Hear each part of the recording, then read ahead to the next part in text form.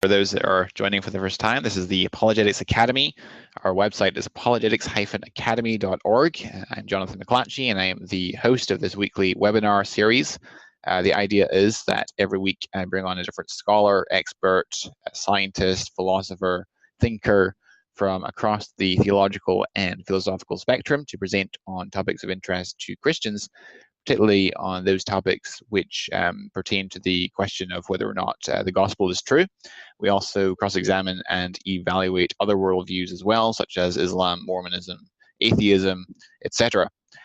The way that this webinar works is when we get to the interactive portion, you can either submit questions in textual form, anonymously if you wish, hitting the Q&A button at the top of your screen, typing in a question, and I will read it to our guest speaker.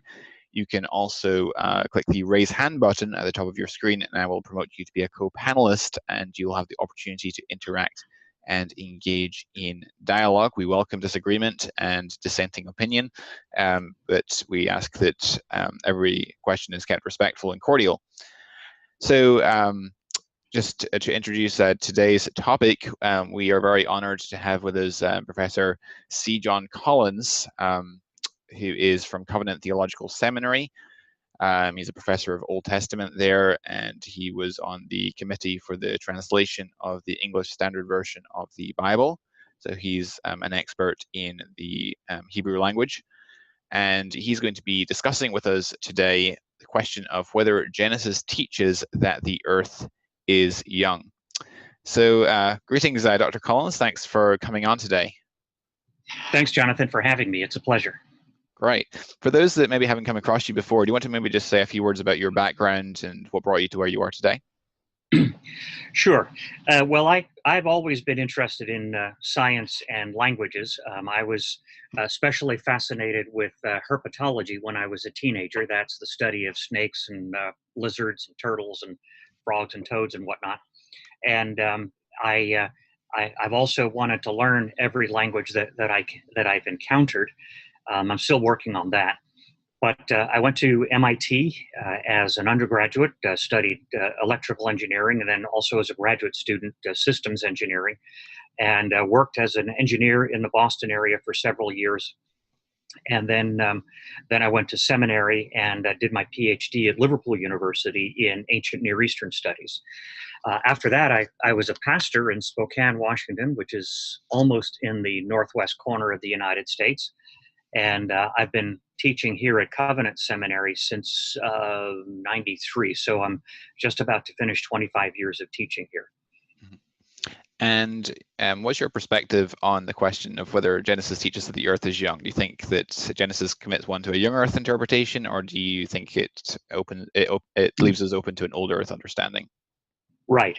Well, the second, and the way I'd put it is that the length of time since the creation is a matter of indifference to Genesis, and that the focus of attention in the material in Genesis is elsewhere. Okay, so what's your basic interpretation of Genesis 1? How would you understand the days and so on? Right. Yes, and that's of course where it starts, and it should, namely, how does Genesis start off the Bible, and does that recount to us the beginning of the universe and of the world? And certainly, I think that it does give us an account of the beginning of the universe. In Genesis 1:1, in the beginning, God created the heavens and the earth. I think that describes the initial creation event, and then you move to the 6 days in Genesis 1, and then you have a seventh day, God's Sabbath, in the first 3 verses of Genesis 2. And so, the real question, I guess, the way this boils down anyway, is what do we think of those days, and where does the first day begin, and so forth. And for me, the real question is, what does it mean to be a good reader of this material, a good and faithful reader? That is to say, how do you cooperate with the author? It's never a concern, or should be anyway, never a concern, what do these words mean to me, but what do these words mean in their ancient communicative context, and then how do I enter into that? And so, anybody who reads Genesis, you all notice the same things. Namely, you have these two verses that set the stage in the beginning, and then the earth is formless and empty. And then you have these work days where each one begins by "and God said." So in verse 3 of Genesis 1, "and God said, let there be light." And then in verse 6, you have "and God said, let there be something else." And, so each time where you have "and God said," he's expressing a wish. He wants something to happen. Then and then each day ends with a refrain, "and there was evening and there was morning," the first day, second day, right the way through the sixth day. And then you get to the Sabbath in the first three verses of Genesis 2, where it doesn't begin with "and God said." It simply begins with "and God completed," or considered completed, the work. And so he doesn't do anything, but he basically kicks back and enjoys everything that he's made, and sanctifies the day, the day of rest, and God himself rests. And besides it not being a work day, which then becomes, of course, a pattern for Israel, there's also no refrain at the end of the seventh day. There's no "and there was evening and there was morning the seventh day." And so the seventh day being different, I mean, that's the trigger. That's where you start thinking, what kind of day is that Sabbath? Well, one of the first things you would think about is, well, the absence of the refrain. But you'd also notice that, okay, so God rests on the Sabbath. Now you got to think about who's the people who first heard this. These are agricultural laborers. If you take the biblical presentation, they're the people who followed Moses through the desert. So they know a lot about what a work week is. That was introduced to them in Exodus 16. They know about working hard during the 6 days. And they also know what the Sabbath is. They know about the Sabbath rest. They've been taught to treat the Sabbath as a blessing. And so then they read how God is enjoying a Sabbath, that he blesses and sanctifies. And their first thought is, well, yeah, I know what that's like. And then their second thought is, wait a minute, I don't know what that's like because I'm not God. God doesn't need to rest. So immediately they begin to see that there's some kind of analogy between what they do and what God does. And analogy means there's some things that are similar, and there's also things that are different. Well, one of the things that are different is that God's Sabbath doesn't end. And actually, the earliest discussion of the Sabbath that we have is from a Jewish philosopher in the 2nd century BC, where he's already noting that the Sabbath continues forever, that you have the creation period, and then you have God maintaining the things that he made, which is his Sabbath. Well, that's the position that you find in Augustine. That it doesn't have a refrain because God has sanctified it to an everlasting continuance. And then you realize, oh my goodness, that actually explains a couple of passages in the New Testament. In John chapter 5, Jesus is condemned for working on the Sabbath, and is for doing a healing on the Sabbath, and that's called labor. And he defends himself by saying, my Father's still working, and I'm working too. And that only makes sense if he's saying that you're actually accusing God of working on his Sabbath when he does acts of redemption for his people. And then likewise in Hebrews chapter 4, the creation Sabbath is something into which we believers enter in. Well, that only makes sense if the creation Sabbath continues. So anyway, all of that is confirmation of our intuitive recognition that seventh day is really different. And in fact, it's a different kind of day from what you and I experience. And then we can go back and look at the other days in Genesis 1. We see that each day begins with "and God said," and each day ends with the refrain. And then you ask, well, what's that refrain doing? Well, evening and then morning. Well, again, we'll come back to the agricultural laborers who first received this. What does that mean to them? Well, they're used to a world in which you work during the daylight, and then at evening you stop because you can't work any further because you don't have any artificial lighting, and you don't have anything that's good enough to allow you to work. You don't have spotlights and so forth. Your little olive oil lamp isn't going to do much except enable you to eat without spilling your food on your lap, back in the house. But so the evening then is the end of the workday. The morning then is the other end of the nighttime. So you have a work day, and you then have a nighttime, and then you begin the next work day. And so I would argue then that Genesis 1 presents the creation as if God were a workman going through his work week. So it's by analogy to human work. And so the concern over what those days are like, how they relate to time as we experience it, really falls out of the picture. What's in the picture is that this is establishing a pattern for Israel. Israel, by being faithful to the Lord who has called them, is, as it were, God's fresh start on humankind. And the ideal human life is a community in which people imitate God.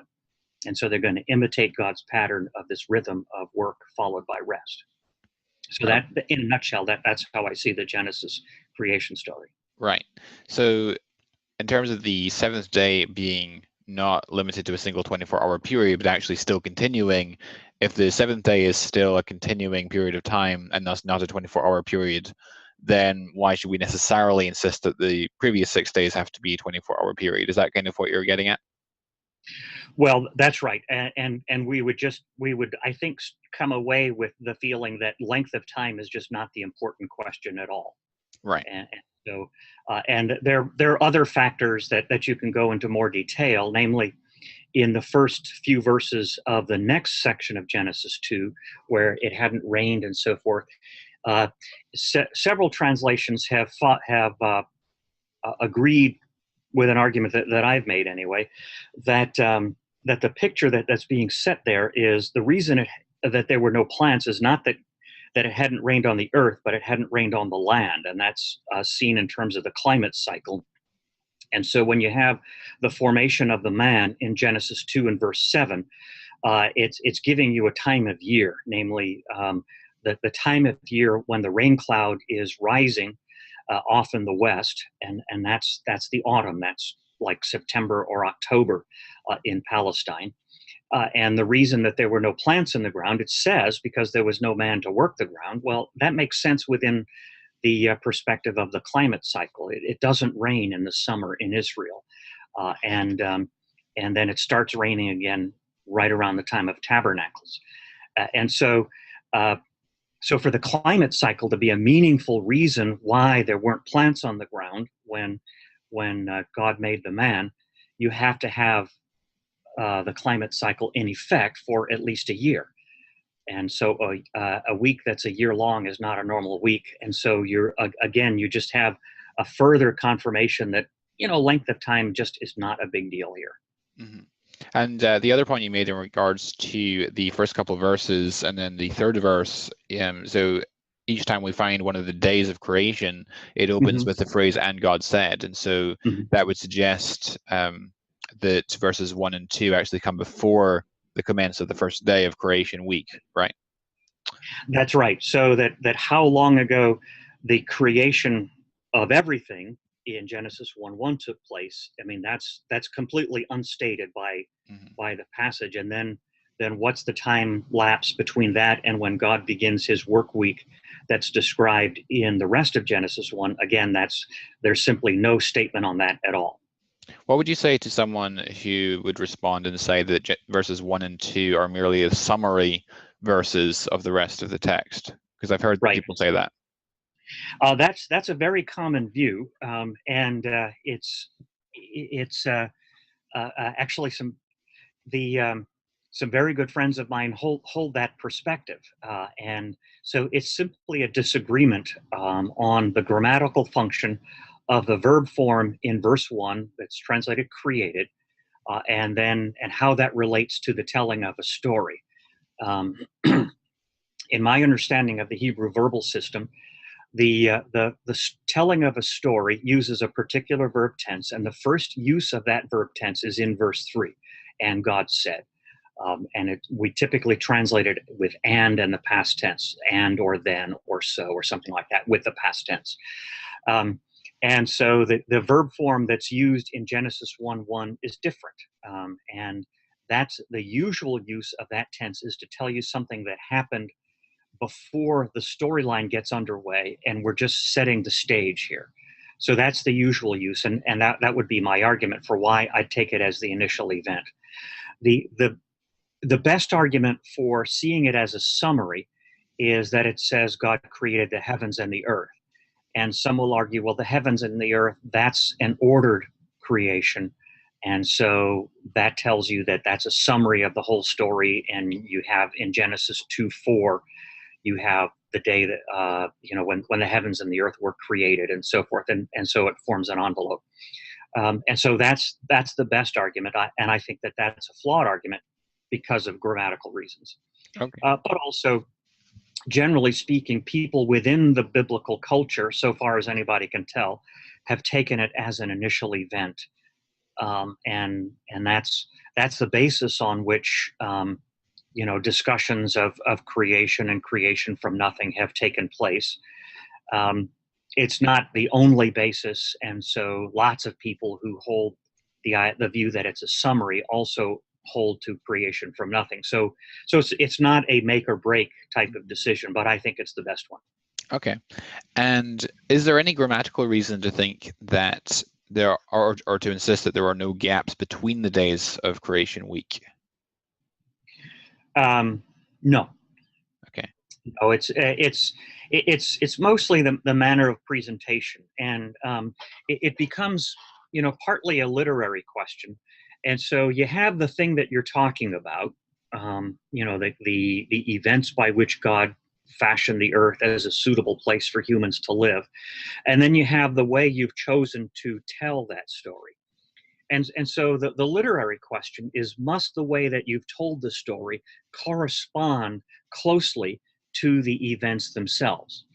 And the answer is not necessarily. It kind of depends on what you're trying to do with the telling of the story.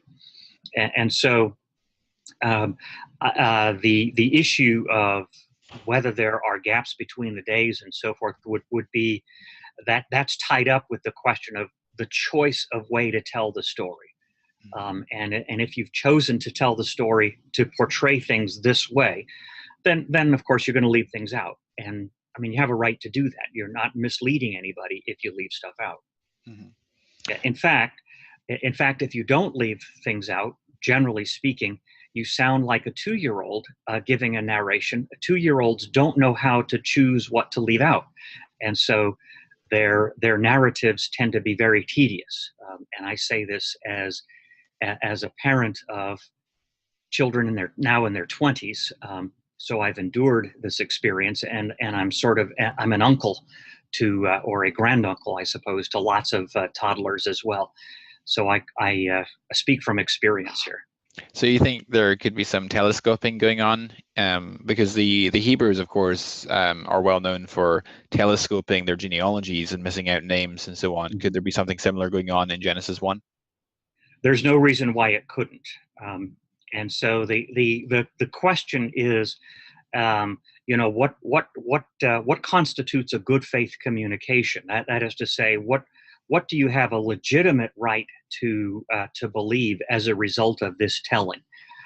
And so, if you think that that all the details of the telling must correspond exactly with no gaps to the events themselves, then you go one way. But if you think that you have options depending on your communicative purposes to tell the story in other ways, then you have these options also to have gaps and telescoping and whatnot. What about the genealogy in Genesis 5? Do you think how far can any time constraint be put on since the age of Adam, or is it just completely silent on how long ago Adam lived? Well, the genealogy in Genesis 5 is very similar to the genealogy that occurs in Genesis 11, leading up to the life of Abram, and they're both given in a very similar format. so and so lived so many years, and then he begat or fathered so and so, and had other sons and daughters, and so on. And what's interesting about them both is that they're both 10. They both give 10 generations from the first to the last, and the person who's the last has 3 sons. And so you observe the patterning there that is strikingly similar to what you see in the first chapter of Matthew's Gospel, where you have these 14 generations and 14 generations. And the thing is that in Matthew's Gospel, anybody can look up the records. I mean, you know, they existed when Matthew's Gospel was written. You couldn't find them now because there have been wars there. But in Matthew's day, you could look up the records and confirm that, no, actually, there were more than 14 generations.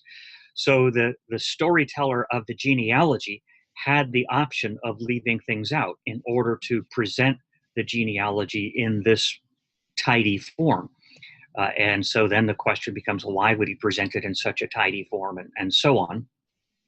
And so then the question is when you give a genealogy, are you obligating yourself to get all the generations in? And the answer is no, clearly no. And so so we go back to Genesis 5 and 11, and we recognize, okay, so the number 10 must have some significance. You also have the fact that the lifespans in those genealogies are exorbitant, and you have to decide what to do with those numbers, and so on and so forth. So that it's possible to tell the truth. I mean, that this is a connected line of descent without committing yourself to the idea that this is all the people that there are in this line of descent. Okay. Speaking of the ages, what's your perspective on the ages that people lived back then? Right. Well, most people who study these things in their ancient Near Eastern context will notice that that there is a kind of parallel in an ancient Sumerian document called the Sumerian King List, which divides the kings of the Sumerian region, before and after the flood, and the lengths of reign of the kings before the flood are things like 20,000 years, so it's unlikely that anybody in ancient Mesopotamia thought that those numbers were to be taken in a literalistic fashion. Most people who study these things are certain that there's some kind of symbolism going on, but they don't know what the symbolism is. There's lots of reasons for thinking that the Sumerian king list is, as it were, a kind of model for the genealogies in Genesis, a stylistic model. There's also there are very important differences, of course, but and so the suspicion is that there's something going on with the numbers, and confirmation of that suspicion comes in the life of Lamech at the end of the genealogy in Genesis 5, because he lives for 777 years. And the way in which that is stated corresponds that we had another Lamech back in Genesis 4, the guy who issues for us, well, I guess it's the second recorded poem, because the first recorded poem by a human being is in Genesis 2, when the man celebrates the creation of the woman. But the second recorded poem is Lamech's boast that if somebody injures him, he's going to avenge himself 77-fold. So we have that Lamech back there, and then we have a different Lamech here in Genesis 5. And the way in which the numbers are stated in Hebrew, it's the 77 in Genesis 4, and then the 77 plus 700 in Genesis 5. It looks like there's a correspondence. And if you're a sensitive reader, you're being invited to side with the second Lamech, not the first. So, since there's some, that bit of symbolism, there's likely other symbolism going on, even though nobody knows what it is. In fact, Enoch disappears at the age of 365, and yet he walked with God, and then he was not, and so his lifespan is apparently much shorter than everybody else's, which doesn't seem like much of a reward for walking with God. So, I mean, there just seem to be other things going on than strict numbers. Okay. And in Genesis 6, when in verse 3, after the flood, God says, "My spirit will not contend with man forever, for they are mortal, their days will be 120 years." Yeah. What do you think that's getting at when it cuts short man's years at that point? Yes, well, if you did a poll of the commentaries, you'd probably get something like a 50-50 split. Don't let's just use those numbers symbolically rather than literalistically. But in terms of those who think that was supposed to be humorous, but I'm not seeing any kind of smile on your face, Jonathan.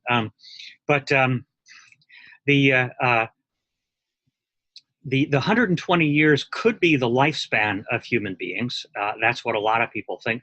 But there's also a sizable proportion who think that it's 120 years from that point until the Great Flood.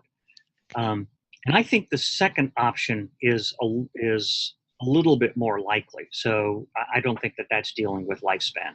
Okay. But I mean, the commentators are quite divided on that point.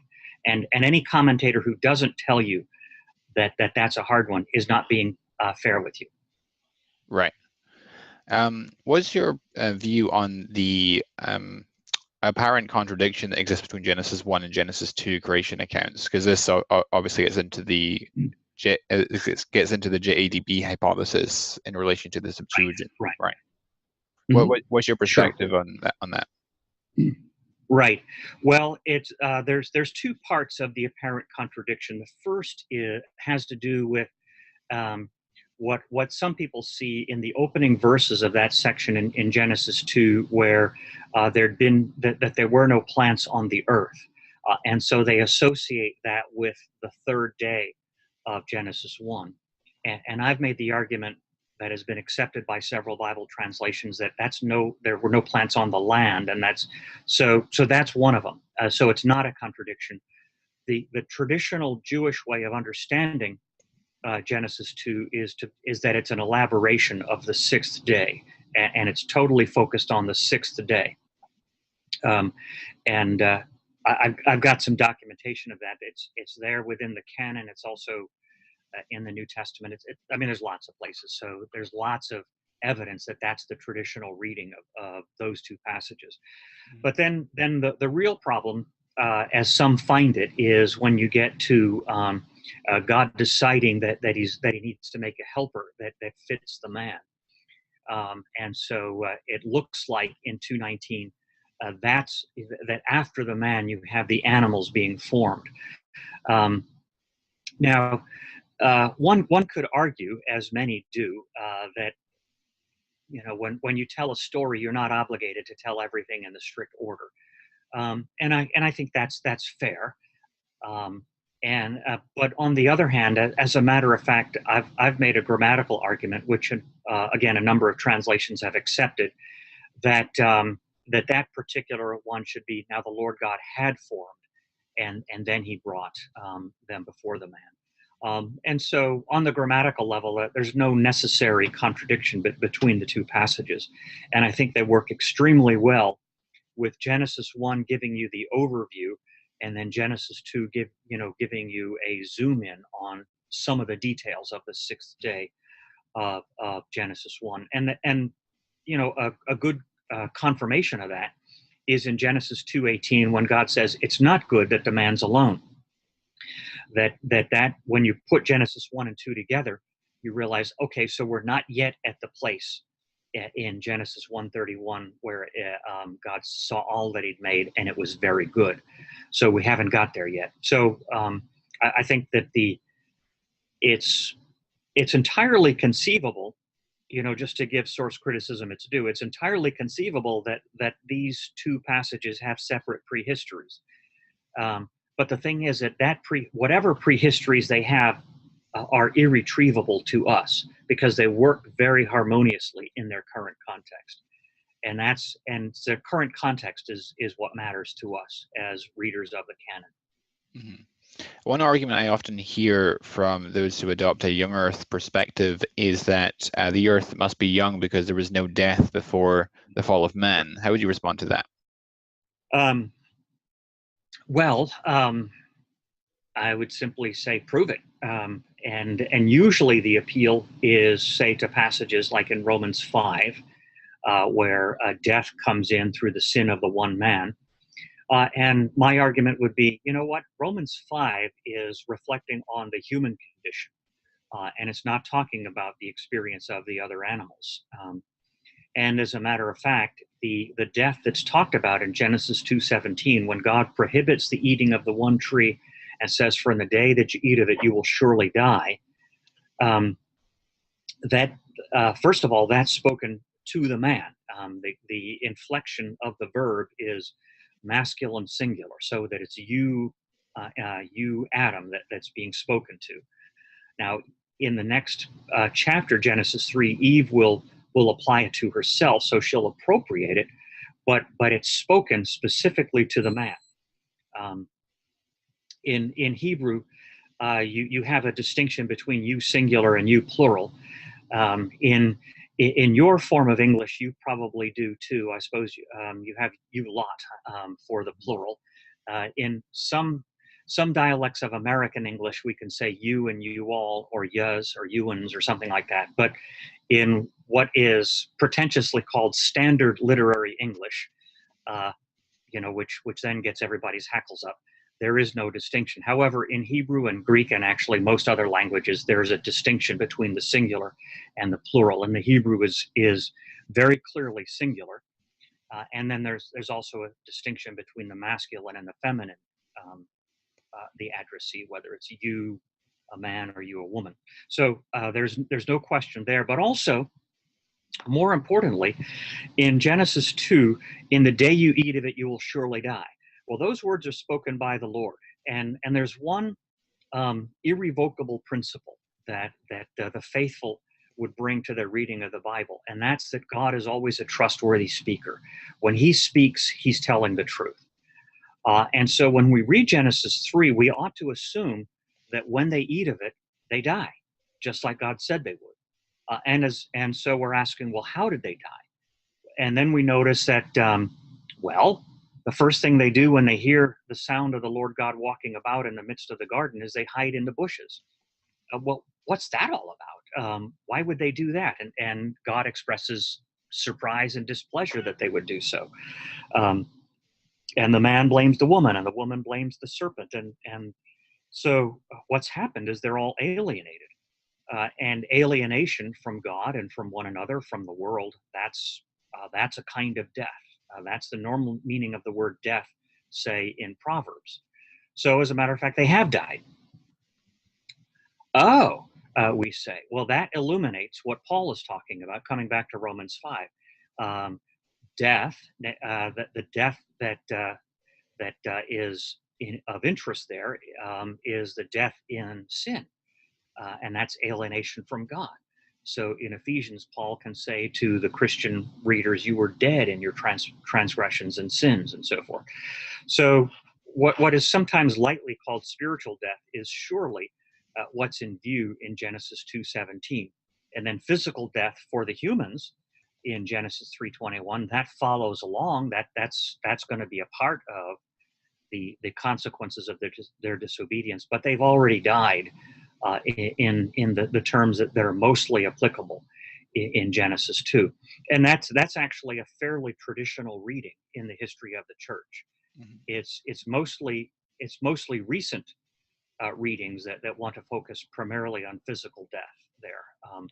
But right. That's the story. So then the question of whether there was animal death prior to the fall of our first parents is simply, again, not covered. It's irrelevant to what's going on in Genesis. In Genesis 1:29, God says, "Behold, I've given you every plant yielding seed that is on the face of all the earth, and every tree with seed in its fruit. You shall have them for food." It's often understood by young earth creationists to suggest that actually all animals were plant eaters prior to the fall. What would you say to that? Um, well, they, I mean, I would say that that's probably an overinterpretation of that passage. And I mean, all you have to do is look at, I mean, you don't have to go to the zoo and look at a lion. Just look at a house cat. I mean, a house cat has the teeth of a predator. And I mean, its teeth were made to eat meat, to catch things. And you know, if you think that its dentition and its habits were somehow changed by the fall, you're attributing an enormous creation event as a result of the fall. Which, I mean, that's you have to do a cost benefit analysis here. And I mean, if that's a price that you're willing to pay, I suppose, but I think the Bible had never asked us to do that. As a matter of fact, in Genesis 9, it looks like the first permission of human beings to eat meat is given after the flood. That's what it looks like. And the incautious reader would think so. An Israelite reader would know better, because an Israelite reader has read Genesis 4. You have the sacrifices of Cain and Abel. And the sacrifice that Cain brings is from the fruit of the ground. So it's a vegetation or grain or something like that. And Abel brings an offering of the first fruits of the firstborn of his animals. Well, an Israelite knows what that means. The offering of the firstborn is one of the peace offerings. That is to say, that's an offering that the worshiper gets a portion of. So you already have people eating meat in Genesis 4. So the so-called permission to begin eating meat in Genesis 9 has to be doing something else. And so the idea that they were strict vegetarians prior to that, that's just going to fall unless we're willing to attribute enormous inconsistency to Genesis, which I don't think is a good idea. And so then we go back to, okay, so why would it be portrayed this way? And I think it's there to give you a very broad stroke, idyllic type of presentation without concerning ourselves too much with the details. What's your perspective on the flood? Do you think it was global or local? Mm-hmm. Well, I think from the perspective of the words in Genesis 6 through 9, you can't tell. At first reading, it looks like it was global, doesn't it? Because it's all the earth and the high mountains are covered and so forth. The trouble is that that term, all the earth, is used elsewhere in Genesis. In the Joseph story, you have a famine in all the earth, exact same words. And nobody thinks that famine covered the Native Americans living on in the continent that I'm on right now. Everybody recognizes that that's a famine that pertained to particularly the eastern end of the Mediterranean, so Egypt and what we think of as the Middle East. And so all the earth is all the earth that is of concern to us. And that's typical of what you have in the first 11 chapters of Genesis. Actually, that's fairly common in the whole Bible. All means all that we're interested in talking about. I mean, after all, the Apostle Paul tells a number of his churches, your faith is known in all the earth. And I would just, I would be willing. Well, okay, I'm a Christian and I'm a Presbyterian minister, so I can't bet you monies. But so I would bet you the beverage of your choice. Okay, that the people down in Zimbabwe had not heard of the faith of the Roman Christians and so forth, nor had the Native Americans or the Australian Aborigines, all of whom existed at that time. So all means all of the ones that we're talking about, and that's just typical in the Bible. The issue of the covered the high mountains and so forth. Well, then you have is a level of exaggeration okay in a story that's telling you the truth? And the answer is, in that particular story, yes, because of its relationship to other kinds of flood stories and so forth. So the short answer is, does it have to be global? And the short answer to that question is no. Okay. I guess there's also like the whole world is said to be sought audience with Solomon. In Luke chapter 2, the census was taken of the entire world, which probably I would interpret to be the world of Judea, not even the Roman Empire. In the book of Acts, there were God-fearing Jews gathered in Jerusalem from every nation under heaven. So it uses that kind of rhetoric quite a bit. Yes. Let's see what. Okay, let's see if we take any questions, folks. If you want to submit a question or raise your hand, this would be a good time to do it, and I'll just promote you to be a co-panelist or read your question. Let's start with Hans Solo.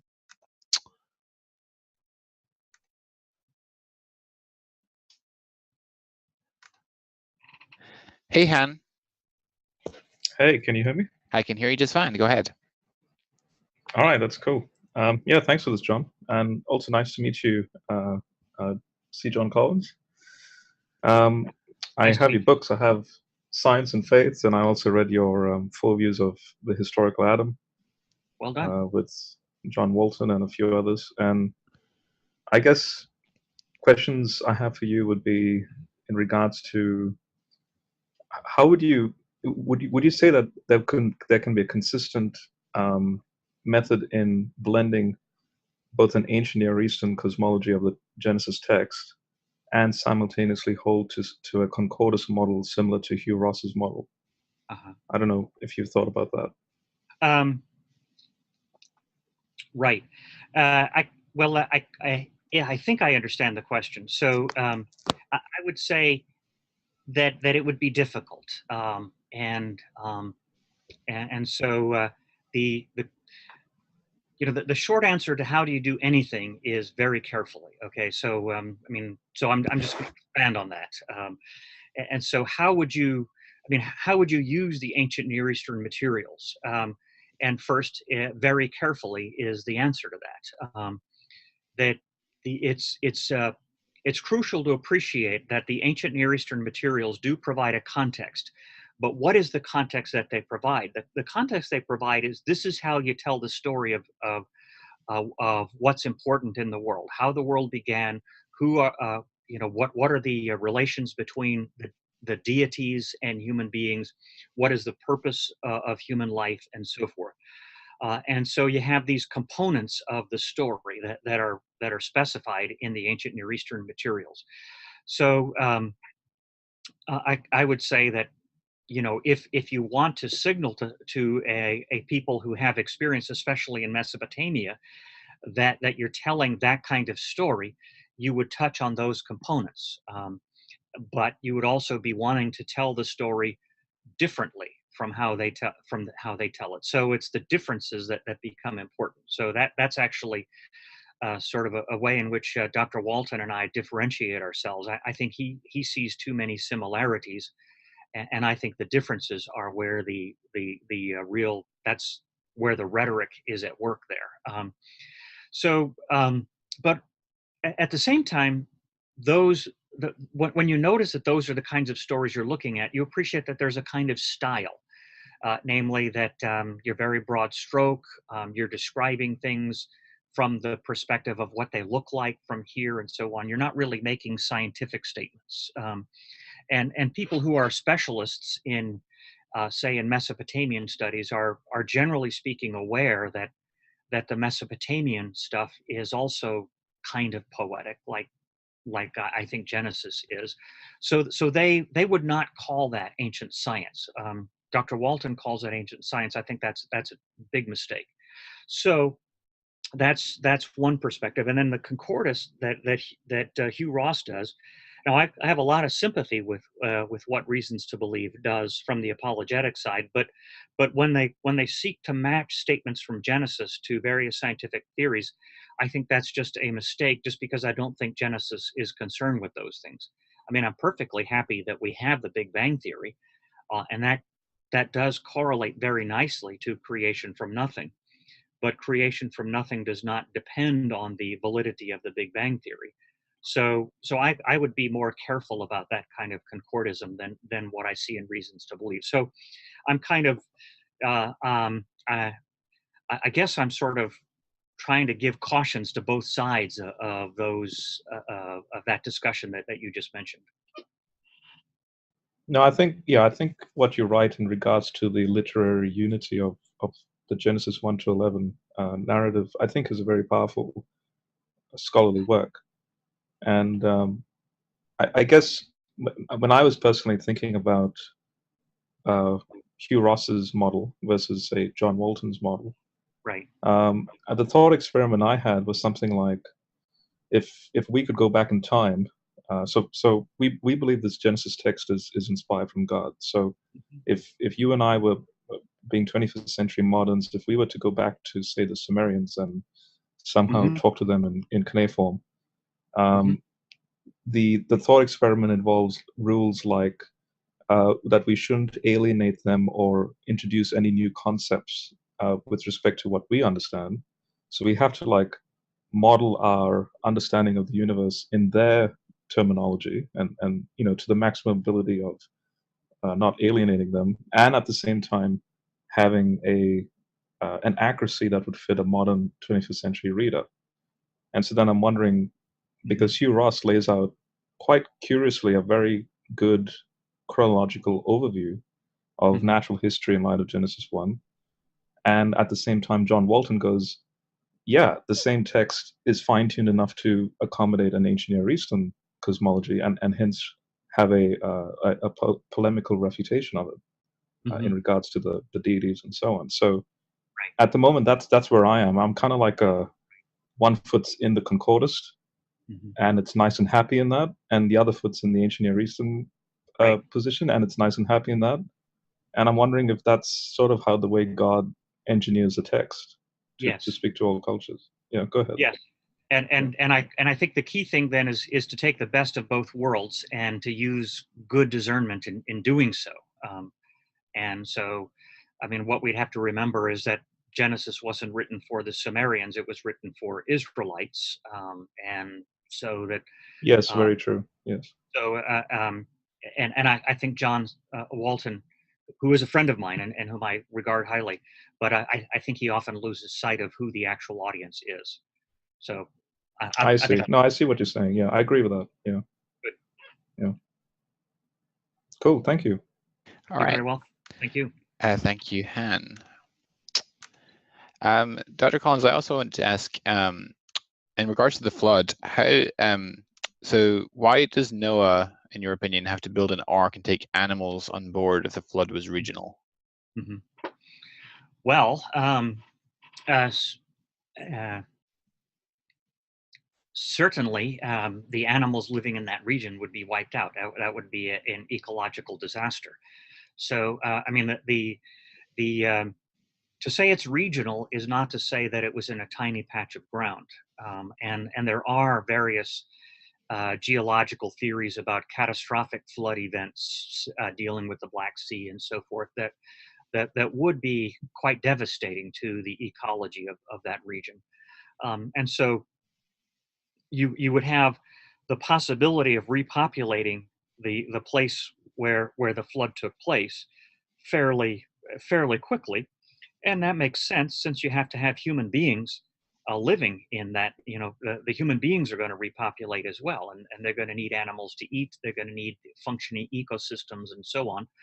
So so there's that. I mean, it's a purely practical concern, but also there's the larger symbolic concern, namely that when God makes his covenant with Noah in Genesis 9, he makes it with Noah, with Noah's descendants, so the rest of humankind, but also with the animals. And so these animals that Noah took are representatives of the animals. And this is a reinstitution of the creation covenant. And it's sort of, again, it's going to set Israel's life in perspective. The people of Israel are going to be agricultural workers, subsistence agriculture workers in the land of Palestine. And their job is, as it were, to reinstitute the ideal Edenic life. So when the people are faithful to God, the land is going to prosper. None of their domestic animals will miscarry, and so forth. And so that will, as it were, send the aroma of Eden wafting across the Jordan River over to the Moabites and so on. And that's their task. And they have to appreciate that their task involves a calling, not simply as me as an individual relating to God, not simply as me as a member of a family, not simply as me as a member of a people, and not simply me as a member of humankind, but me as with a role in relation to God's world. I'm there. I have an obligation to treat animals a certain way. I have an obligation to the land to treat it a certain way, and so there are very strict regulations in the Pentateuch and so on. So the taking of the animals is, as it were, the animals function as representatives for the non-human creation, and Noah's covenantal relationship is not simply between him and God, but he is a vehicle by which God relates to humankind and ultimately to the rest of the creation. So it's very important then for him to take those beasties with him. Okay. And do you think that the flood was universal, or in terms of wiping out all of humanity, or not? I would like to think so. There's places where you get a little bit uncertain. How long ago did it take place becomes a question, and I don't think there's any answer to that. But you do find hints in some ancient expositors of the possibility that others besides Noah and his family survived the flood. Josephus, for example, talks about that. And Josephus is a Jewish writer towards the end of the 1st century A.D. So it's one of those things where it's hard to be certain of. Oops, I've lost the audio on you. Sorry, I was muted. Let me bring up another caller, Nagi Iskander, who's Egyptian. Hi, Nagi. Hi, Jonathan. Lovely to see you. Good to see you. I have a couple of questions. First of all, we understand that death as a spiritual death happened immediately after the fall, and physical death happened after 930 years in the life of Adam. Mm-hmm. That means if we find any human skeleton, it has to be within 6,000 years from Adam. And that's not what science tells us. So what's the answer to this question first? How do you come up with that number 6,000? Yeah, that's from the genealogy in chapter 5 and chapter 11. Okay. That from Abraham to Jesus is about 2,000 years, and from Adam to Abraham about 2,000, and we are 2017. So the total is around 6,000, 7,000 years. Right. So if you read the genealogies that way, that's what you come up with. And so the real question is whether you should read the genealogies that way. And I think you should not. I don't think the genealogies give you enough information. How can I read the genealogy? What's the meaning of it at all? Right. Does it have any meaning? Yes. So what it is, if it is related to time, any relation to time at all? No, it's not related to time. It's related to line of descent. So the people who were the first readers of Genesis are descended from Adam, and then also in the way that Genesis 1 to 11 tells the story, you have episodes, and then you have a genealogy, which is like a fast forward, and so you move very, very quickly. Then you go to the next episode. But what is the value of saying somebody had a son after he lived 120 years, for example? What's the meaning of that? Does it have any meaning? It tells you that he fathered that son. Yes, exactly. Within a time, yeah. Within a time limit, is that meaningful or not? Shall we erase all the times that's mentioned in Genesis 5 and 11? Erase them. No. But specifically, it says that after he'd lived a certain number of years, he fathered somebody. Now the word "fathered" in a genealogy can refer to the very next generation, or it can mean simply the ancestor of. Yeah, let us assume that, for example, but that will bring us to 1,000 years, not millions of years. Even we assume your assumption, it's the second generation. I have evidence that it's first generation, but we don't need to enter into that. But I'll assume, just for the sake of argument, that it is the second or third generation. Will still come to thousands of years, not millions of years. Well, so you're putting the limits on it, first, second, or third generation. I'm not. So put any number, put any assumption you like. Okay. Yeah, if you put any assumption you like, you still come with thousands. Yes. So and the result of that, any skeleton of human skeleton has to be within 1,000 years. Yes. This is not what the science tells us. But if no, you understand the catastrophic geology of the flood, we'll have a different way of understanding fossils. No, that's not correct. Human fossils, actual human fossils. I mean, there's a discussion amongst the anthropologists what exactly would be a human fossil. But for example, you would have human fossils. So the anatomically modern human, say about 60,000 years ago, and then you have other, or at least, sorry, that's human culture, about 50 to 60,000 years ago. Yeah.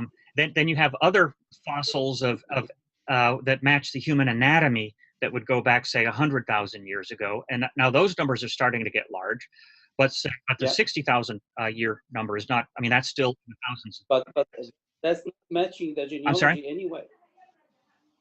That's not matching the genealogy in 5 and 11. Is it relevant at all, or should we erase these two chapters if they have no meaning with time? I don't agree that those are the only two options. So that's. So what's the third option? What's your third option? Okay, the third option is to recognize that the genealogies give a line of descent without telling you how long it took. But it did. That's the problem. That's different than the genealogy in Matthew, for example, where it doesn't give us any timeline to it. Right. And that's again in Luke. But in 5 and 11, there is a genealogy which is binding because it is related to time. Yes. Okay, so but what are the numbers that are given in Genesis 5 and 11? The age at which listen, it's the age at which the man begat the next guy in the genealogy. Yeah, and then also the total lifespan of the guy. Exactly. And he follows by the second generation how long they lived, and it continues. So we can calculate from that this length of time. Do you agree that Abraham is about 2,000 years from Christ? That's about right. It's people date Abraham between 2000 BC and 1800. Okay. Yeah, so somewhere do you agree that between Adam and Abraham about 2,000 years? No. No. How long?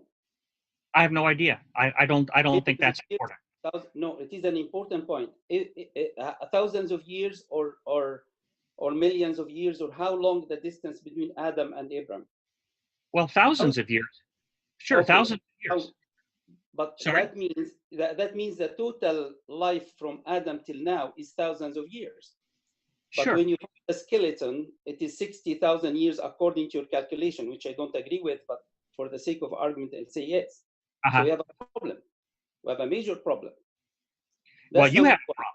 Now, hang on. Now, you have the problem because that's the way you're reading the genealogies. No. So I don't have the problem because I'm not reading the genealogies that way. You are ignoring the genealogy. You say it is not related to time. So that makes it very meaningless. That's number one. Let me just take you to another area. Okay, wait.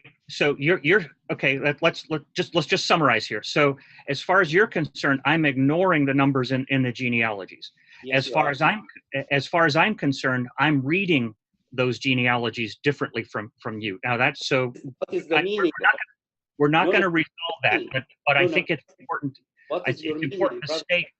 I'm sorry. I think only one of us can talk at a time. So. So I just want to summarize because I don't think that we're going to get to a resolution here. For the way you read the genealogies, not to use those numbers in an additive way is to ignore the numbers. And the way I read the genealogies, that's not the case. So I mean, I just wanted to be clear there. So what is the meaning? Yeah, what is the meaning of reading the genealogy with numbers? Does it mean anything to you? Yeah. What it is, what it means? Well, we've talked about that earlier. Namely, there seems to be some symbolism going on with the numbers. Namely,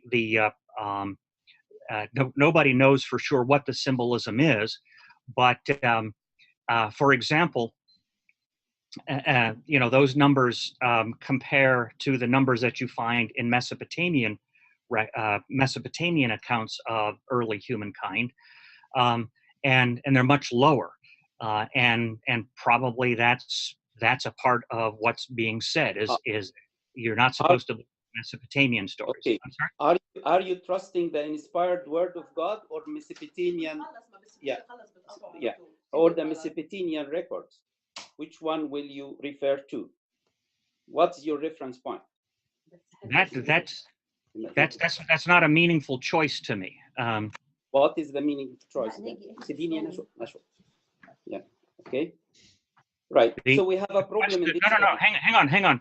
So that's not a meaningful choice, because the inspired record in Genesis is written to a particular group of people, and you and I are not that group of people that it was written for. So it is irrelevant to us. So I'm sorry? It is irrelevant to us because it's not written to us. No, I didn't say that either. So what's your choice, brother? Okay, so we're going to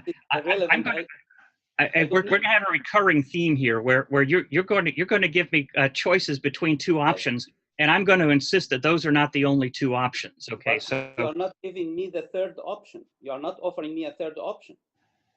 That's the problem. Okay, maybe let Dr. Collins have the final word here, and then we'll move on to the next questioner. But thanks, Nagy. Right. Okay, another question about the flood, please. We can bring you up later again, just because we've got more hands raised. So just move on to someone else. Okay. Yeah, that's fine. All right. Go ahead. Go ahead. Well, the original. I'll try to be fair to you. Okay, and so understand this, that to say that it was not written to us is different from saying it's written for us. Of course, it was written for us. That's what we say by saying it's Scripture, that it's for us. But we weren't in the first audience. We don't speak the language that it was first written in, so we translate it.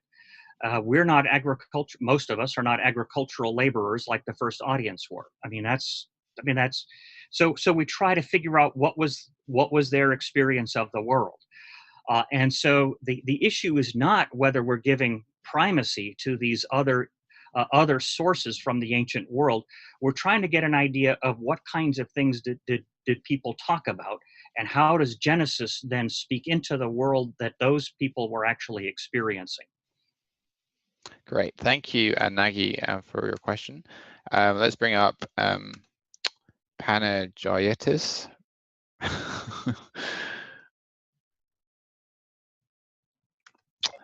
Greetings, are you there? Yeah. Oh, great, go ahead. Hello, Dr. Collins, huge fan. Hi there. Hello. Okay, I have like several questions, and I think I have several points to raise. Not questions as such, but things in my own reading which I found are very similar to what you have written in your book, Science and Faith, Friends of Fools. That's the only book of yours I've read, sorry. Right. Okay. Right. And there's this one paper of yours that I've read, which I was like greatly impressed by, the White Toll as Pluperfect, When and Why. Yeah. So I have this question.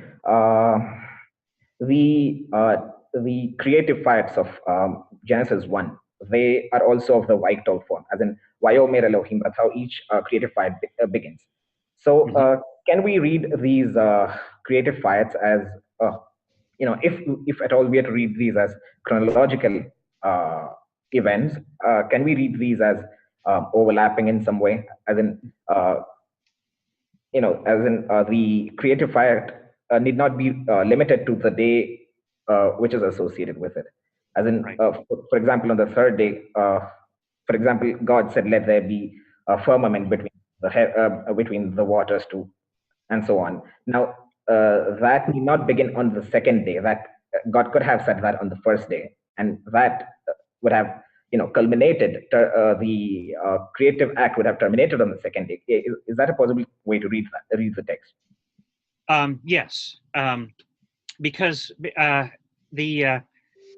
in normal narrative prose, you usually expect that that when you have the vayiktol verb, that's the next thing that happened, and so forth. In normal narrative prose, say in Samuel or Kings, but even there, you still have some leeway. But right. So the question is whether Genesis 1 is normal narrative prose, and it's not. Its style is I'm going to say more poetical or more formal or something like that. And so, I'm sorry? I would say liturgical. There's this excellent paper. I've forgotten the author. He has made the point that the entire text of Genesis 1 is liturgy. Yeah. Yes, and I think that's basically that's a good insight. I agree with that, and so I've endorsed that in subsequent writings. I do. Liturgical is a good characterization for it. So, what that means is that the relationship between the literary portrayal and then the events that you're thinking about, you have a lot of flexibility there. They need not be strictly temporal at all. Right. Right. One point I have to make is that your entire, thesis about how the creative days are analogical makes perfect philosophical sense. Good. As in, the medieval theologians, especially my favorite, Thomas Aquinas, he was. Right. He stressed how everything that we can positively speak of God is analogical. That God is good, that He's powerful, even that God exists, because even the nature of God's existence is very different from the nature of our existence. It might be more correct to say that we are to God what, say, thoughts, or my favorite example is we are to God what Arda is to J.R.R. Tolkien. Sure, and so it's made in the image of God, and so that we in some way reflect the way creators with God. Yes, what Tolkien said. Right. Yeah. Yeah. That brings me to another question, actually, because I intended to ask about the Imago Dei as well. So, Dr. Michael Heiser and Dr. John Walton, they stress that the Imago Dei is not something inherent within us. It's not something ontological, but it's functional. Right. That is, the Imago Dei is not what we are, but what God has elected us to do. That is the whole point of the Imago Dei, is God's election of the human animal from other animals. Right. Do you agree with that, or do you think, as the fathers and so on thought, that the Imago Dei is primarily what we are, that is, rational beings? Yeah. Do you think the two are compatible? Or do you think the two are compatible? Yeah, I think the third option, that they're compatible. That, I mean, what we do is because of the characteristics that we have. We're called to rule over the creation, but we can't rule over the creation unless we have capacities like language and intellect and morality and so forth. And so if you put yourself in the sandals of the original readers, I mean, they're going to read this and they're going to see that the image of God is never defined there. But they're also going to see that nothing else is said to be in the image of God. So what is it so they're going to recognize that something about the image of God is distinctively human. Well, what are the things that distinguish us from humans? Well, they're going to think, well, we talk and our animals don't. We domesticate the animals; they haven't domesticated us. We work the ground, and and so on and so forth. So, so yeah, we have a calling. our calling is to imitate God, and to imitate God's rule, imitate God's character, and so forth. But we also have capacities by which that's meaningful. What I'd say on the Imago Dei is that we are like God, the Word. That is, we are images of the Logos, in that, insofar as the Word is the the eternal high priest. Mm-hmm. Humans are likewise, well, the human race is like God's priests on earth. That is, we are to, our place in the universe is to sacramentally offer up the entire world up to God. Well, I do acknowledge that the sacramental view of things is not universal, but this is how I see it, and it's not original to me. It's from Father Alex Schmemann, author of The Life of the World. Sure. And I largely agree with that. Okay, that's good. Yeah, another thing is, you had mentioned a Jewish philosopher, second century BC, who had made the point that the Sabbath of the Lord is eternal. Could you didn't mention his name? Aristobulus. He was Jewish. He was Jewish. Yes, we have evidence of Jewish philosophers earlier than him, but he's the first Jewish philosopher that we have a name for. Right. And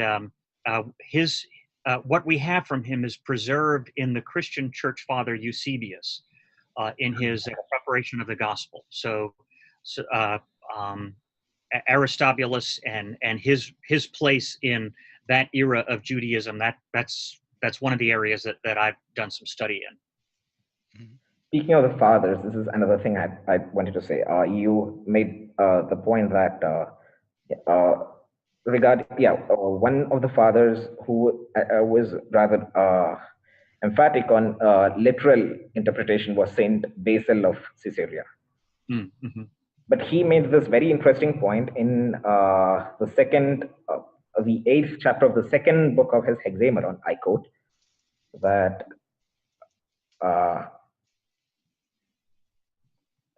if then the beginning of time is called one day rather than the first day, such is also the characteristic of, it's because Scripture wishes to establish its relationship with eternity.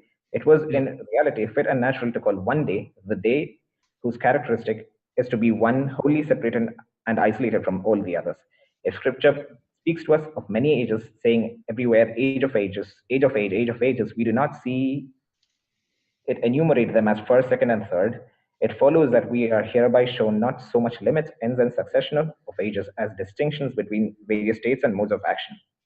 He goes on to say that thus, whether you call it day or whether you call it eternity, you express the same idea. He's speaking of the first day of the Hexameron. I think so. It's not just Aristobulus. We have at least one, father on the older side. Good. All right, I'm good with that. I like that. Thank you. Well, thank you, Sri, for calling. No, I'm not done. I'm not done. Sorry. Right. Another thing is regarding the gaps. I actually had a point to make. That is regarding there's this verse. Let me give me a moment, please.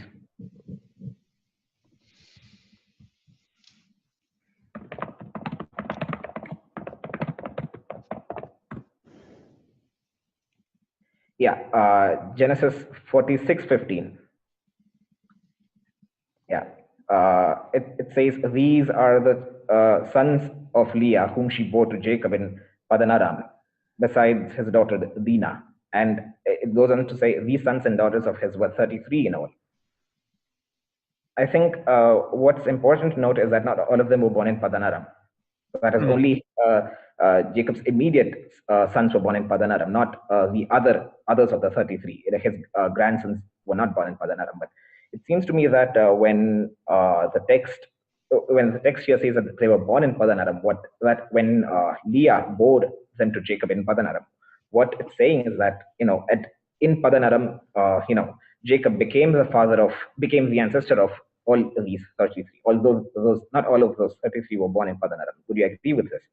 Yes, sounds good. I think you're very insightful there. Thank you. Right. All right. Thanks, Yeah. Sri, for calling. And let's move on to the next caller. Let's go to King's Servant.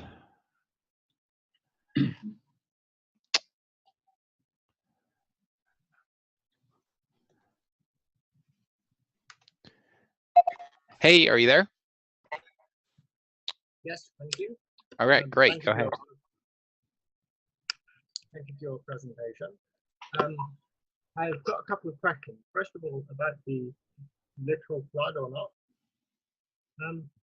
You did mention this before, Jonathan, that if the flood was not global, why would it be necessary to put the animals on the boat and to sail the boat until the water subsided? Would they not be? Would it not make more sense to lead them by foot outside rather than spend so many years building the boat or something else? Does that make sense? Yes, and so the I think if you did that, you wouldn't make the symbolic point, and so making the symbolic point is important. Namely that the animals are included in the covenant that God makes with Noah, and just as the animals were included in the covenant that God made with Adam. Okay, right. So, okay then. Plus, also, when Noah gets out of the boat, he's got to have some animals to sacrifice. So, you know, he can't go looking for them. He's got to have them ready to hand. So there's that pragmatic concern as well. Well, of course, God did bring the animals to Noah, to the boat. So surely, if he left the area, God could bring the animals to him to sacrifice at that point as well. But, yes, and so that's why the symbolic point is more important. Okay then, right. Also, after the creation of man, God makes the comment that everything he saw was very good. Yeah. So you've probably heard this before, but if everything was very good, how could God say that about a world in which there had been millions of years of suffering and death already? Right. Well, it depends on how you look at it. Is the way that a lion catches a gazelle and kills it, is that suffering and death? Well, it's death of the gazelle, but it's you know, the way the ecologists talk about the food chain and so forth, and just the life cycle and so forth. That works really well. And in fact, if you didn't have that, you would have chaos. And so very good doesn't necessarily mean that there was no animal predation. And animal predation is not presented as a problem in the Bible. It's only a problem if you have a lion or a bear in your vicinity and it takes a taste for mutton, so it starts eating your sheep. Then it's a problem. But if it's eating gazelles or ibexes or whatever, that's just nature. So. Okay then. So you would be happy to affirm that, in the view of the Almighty, in the view of God, such things as illnesses in animals at least, and death of animals could be considered to him very good. Well, I don't. Illnesses are a special issue, and I don't really have an opinion on illnesses as such. I'm just thinking of predation. So I'm just going to leave out the question of illnesses and let somebody else tackle that one. Okay, I know that there are many older scientists that would affirm cancer, for example, to be found in ancient dinosaur bones and that sort of thing. But naturally, not everybody goes along with that, so I understand that. Yeah. Also, on the issue of 1 Corinthians 15, verse 26, where Paul makes the comment that the last enemy to be destroyed is death, and that's in the context of the resurrection, so speaking of physical death there. Again, if that's an enemy, how could it have been present before sin? Well, first of all, it's talking about humans, and so that's all I'm talking about when I'm talking about death in Genesis, and death in Romans and in 1 Corinthians. Um, so the issue of whether other animals had died or not is just not in view there, not part of the discussion. Now, Jonathan, the video has frozen up on my screen, Okay. so Yeah, I think if he's with us. Yeah, I think he might not be with us anymore. Let me go into another caller. Bring up Han Solo. Oh, Hello? okay. Sorry, I was Now- having Oh. trouble there. So Okay. King's servant is moving again. So I don't know Okay. if you heard the last reply. I probably didn't, I don't think. Sorry. Okay. What I said was that My in 1 Corinthians 15, the concern is with human death. And what you have there is a complex of things. You have spiritual death, which is then followed by bodily death. I mean, that's what you have in Genesis. And the death of your body is, in our experience, there's a lot of unnatural associations with it and so forth. I mean, we abhor it, rightly so. But the issue there is with humans, just like the issue is with humans in Genesis. So the question of animals dying is just left out of the picture altogether. So Okay. that's Okay, let's move on to our next question, which is from Han Solo. Go ahead, Han. Okay, so what's your thoughts on the Persian Gulf oasis? Because I've been looking at James K. Hoffmeyer, his right. work in the latest. Sorry? Go ahead. Okay. I was reading another Counterpoint series book that was released in 2015, where he debated on looking at Genesis as history. And I think he debated Gordon Wenham and Kenton Sparks. Mm-hmm. And he basically said, from Genesis 2:4 onwards, in light of Jonathan's question earlier on if there's a contradiction between Genesis 1 and 2, James K. Hoffmeyer says that the Toldot formula denotes that Genesis 2:4 onwards is an entirely new account about things that's happening in the Arabian Peninsula. And when I was looking into that, and looking into the work of Michael Heiser, and looking into a lot of secular journal work in regards to human migration into that region, I found a fascinating fit with the four rivers mentioned and the settlement, say, between 70,000 years ago and 14,000 years ago, which in some sense the timing of the flood would be around 14,000 years ago. So have you looked into that sort of thing, and what's your thoughts on that? Well, my thoughts are somewhat rudimentary. So you can take one of the one of the ways in which you can tell whether a person is trustworthy is if he tells you he's at the limits of what he knows and he won't opine on things. Yes, so that's true. I'm trying to establish my trustworthiness here. So Right. What I know is that Jim Hoffmeyer is a very, very careful student of the and I also know that Jim views himself as the as it were, as the advocate of the views of Ken Kitchen, retired professor at Liverpool University, where I did my PhD studies. And Kitchen's book on the reliability of the Old Testament has some discussion of the location of Eden, and also the four rivers and so forth. And I'll just defer to Kitchen on that. There were places where I'll disagree with even the inestimable Professor Kitchen, like in the date of the flood and so on. But in any case, I'll just defer to what Kitchen says and say that that's definitely worth considering. Do I think it has to be that? No.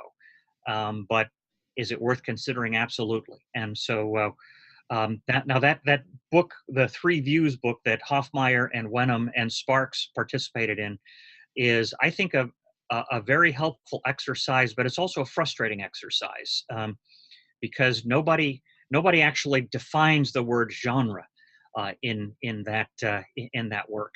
Yes, exactly. Right. And so I actually sit in between Hoffmeyer and Wenham on that, and Exactly. I have written something. It's online. It's an online journal called Sapientia.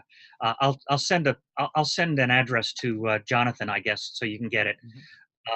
But I've written an article on it on the problem with the word genre and how that applies to that particular book. So the genre stuff I know much more about than I do the archaeology. Hoffmeyer knows that inside and outside, and I'm very deferential towards him on archaeological matters. Is it possible as well that I know you might have a busy schedule, but I can send you my research notes on that in PowerPoint form, which I kind of used in a recent debate with the younger creationist Ken Hovind on YouTube. Oh, okay, cool. So it's reached over 3,000 views now, and cool. Yeah, if you're interested, I can send I'd be it by very Jonathan. interested. Well, Please do. Thank you, Please do. Okay. If you send it to me, or send to Dr. Collins, if you want. All right, thank you. All right. Let me bring up Jacob Guthrie.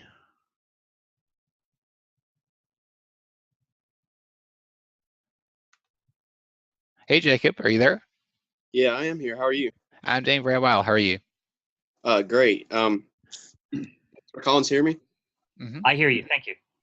Okay, great. I'm not sure if you answered this question. I left the webinar for a bit, but I've also often heard younger creationists say things like where morning and evening is used with the word day or yom, that always implies 24 hours in the rest of the Bible. Is that true, or is that a bluff, or how do you go about combating that?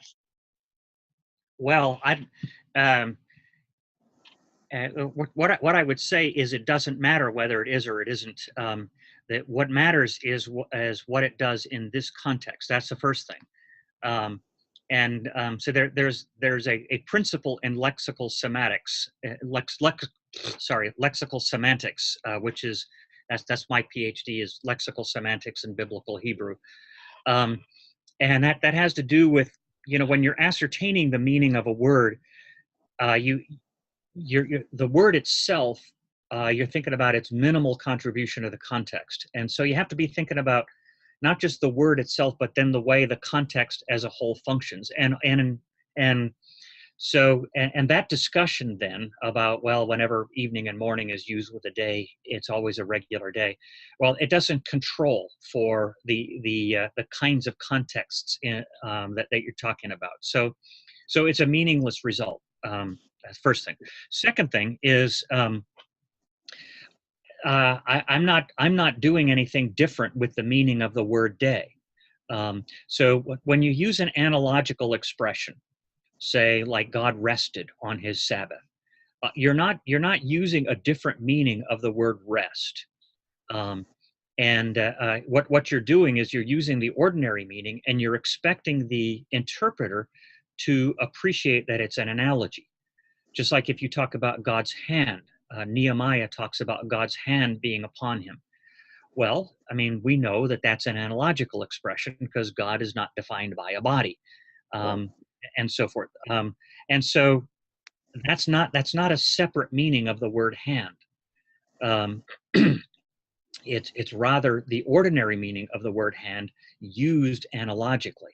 So even if that lexical result were worthwhile, which it isn't, but even if it were, it wouldn't matter, because we're not using a different meaning of the word day.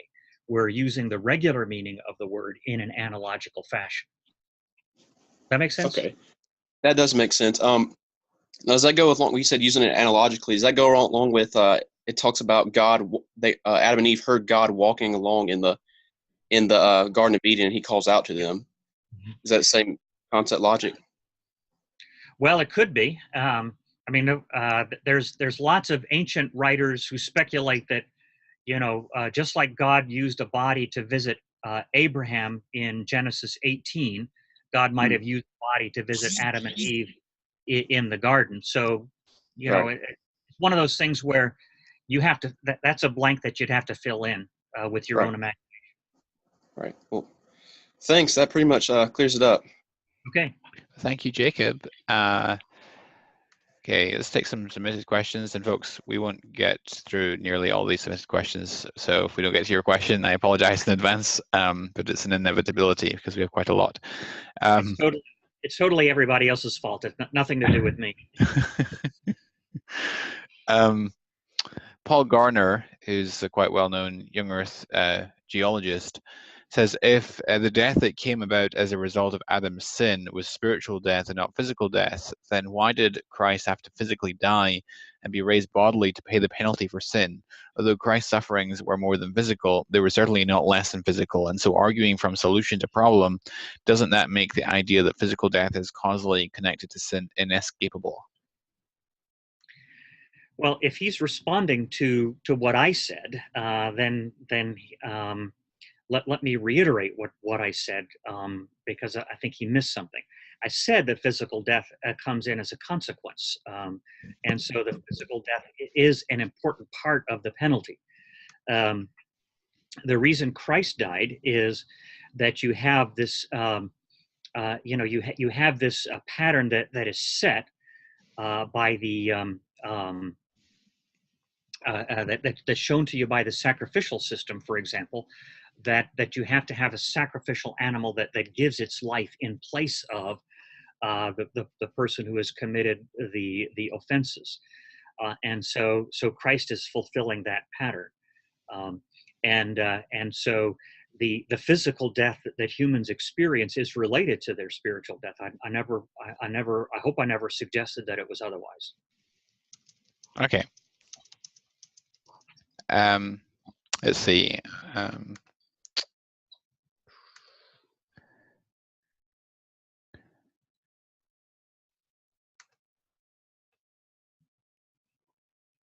Okay. Bring up Chris State. He had his hand raised. Hi, Go guys. ahead, Can Chris. you hear me okay? Yes, I can. Great. Sorry for distracting you by typing to you on Facebook while you were trying to host the thing. Hi, Dr. Collins. Thanks for taking my question. Good to talk to you. Good to talk to you as well. This isn't directly related to the topic of young Earth versus old Earth creationism, but it does have to do with the comments that you've made concerning the statement in Genesis 2:17 that on the day you eat of the fruit, you shall surely die. Uh-huh. I totally hear the answer that you just gave to the previous question, and that's totally fine. But the question I had is, I am not convinced that text is intended to be taken in a very wooden, literalistic fashion to say that literally on the day that you eat of the fruit, you would surely die. You have translations like the New English translation, for example, that just translates that phrase as if it's an idiom meaning when. If I said when you eat too much, you get fat, I'm not saying that you instantaneously balloon up at the moment that you overeat. I'm saying that the one leads inevitably to the other. And you see something like that, I think, in places like 1 Kings 2:42, when, according to the New English translation anyway, the king tells Shimei, "You will recall that I made you to take an oath by the Lord, and I solemnly warned you, if you ever leave and go anywhere, know for sure that you will certainly die." There's nothing in that translation anyway, meaning on the day, like the ESV renders it, but that seems to capture the point. So I guess the question I have for you is it possible that reading this concept of spiritual death back into the phrase "on the day you eat of the fruit you shall surely die" is a bit of a stretch, and that perhaps it's just saying the one will inevitably lead to the other, as we see happening in the next chapter when their access to the tree of life is revoked so that they won't live forever? Well, is it possible? Yeah, sure. But I'll tell you, lots of things are possible, but they're bad choices. So I'll tell you why that's a bad choice. Okay, so it's just Jonathan probably wants me to cut to the chase here. So there's a couple of things going on. First of all, it has to do with lexical semantics, that is to say, the meaning of a word. The second question is what does it mean to be a good reader? And there have been tremendous advances in both of these disciplines in the last last half century or so. So in lexical semantics, what you do is you have the range of possible meanings of a word, and you land on the one that most suits the context. Okay, so the word die has a range of meanings. It has a range of meanings in the Pentateuch. Choose life that you may live. Why would you die? In the speeches of Moses is not primarily about physical death. It's about alienation from God. And it's certainly that way in Proverbs.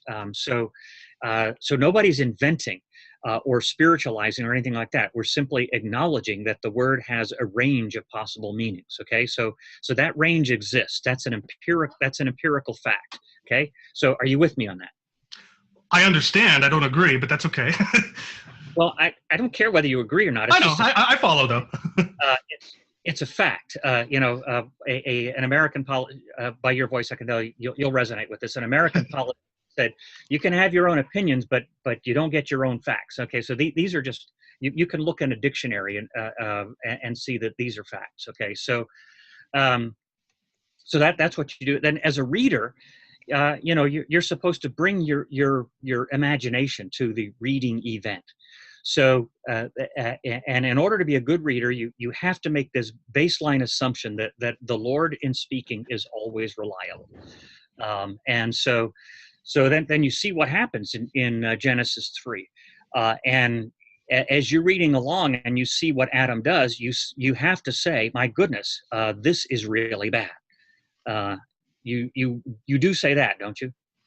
Well, I see what's really bad is at minimum returning to dust one day and being excluded from the garden, so that without access to the tree of life, they would one day die. Yes, it is bad that they feel shame, that they recognize their nakedness and so forth. But I don't see any language there that suggests that die means spiritual death. Is all I'm saying. You don't need language there. You just need to be a good reader. And so, we read language, of course. I'm sorry. Well, but we read language, of course. Yes, and so what I'm saying is I don't see anything, I don't read anything in the text anyway that suggests that to me. Well, you should. Okay, so that's my point. Okay, so now, and look, I'm not making this up. I know. Meir Sternberg has a book on reading biblical narrative. It's terrific. And if you're a Christian, you're actually kind of committed to reading Genesis the way that Sternberg, with the Sternbergian techniques, because that explains what Paul does in Romans 5. So that you say you don't read anything, and so the thing is that what you don't see any words like they committed a sin there either. But of course it's a sin. Mm-hmm. You don't need an explicit term to tell you that. You're just a bad reader if you don't see that it's a sin. And so that what you have is showing over telling. That's the Sternbergian term. So you're supposed to be able to see, okay, what they did is bad because it's a disobedience. Well, we have other words for that in Hebrew: sin, transgression, rebellion, and so forth. And we also see that we have deleterious effects that have come about as a result of their eating. Where did that come from? So if I mean you're allowed to prefer a physical death reading if you like, but I think that what I've advocated actually fits better with the literary style that you find in not just in Genesis, but actually throughout the Old Testament and really in the New Testament narratives as well, namely this interest in showing over telling and so forth. So that's the thought processes that I would use for arguing that position. Okay, is it okay if I ask a very fast follow-up? Go ahead. Okay, so I understand that you think I'm being a bad reader, and that's fine. We could set that aside. But putting that aside, just in the phrase, this is a long webinar, and I know. I hope you can see the twinkle in my eye there. So yes, I don't take any offense at all, sir. Don't worry. If I wanted to give offense, I could find ways, but yeah.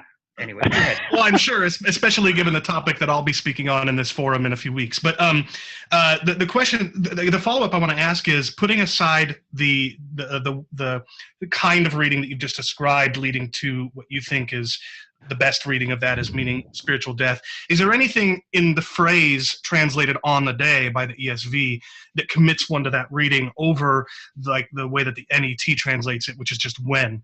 You know, does that phrase in and of itself commit one to thinking that there had to have been some sort of death literally on that very day? No, Okay. not in and of itself. Right. But and so it has to do with the context. Right. Okay, that's great. Thank you so much. I appreciate it, Dr. Collins. All right, Chris. Thank you, Chris.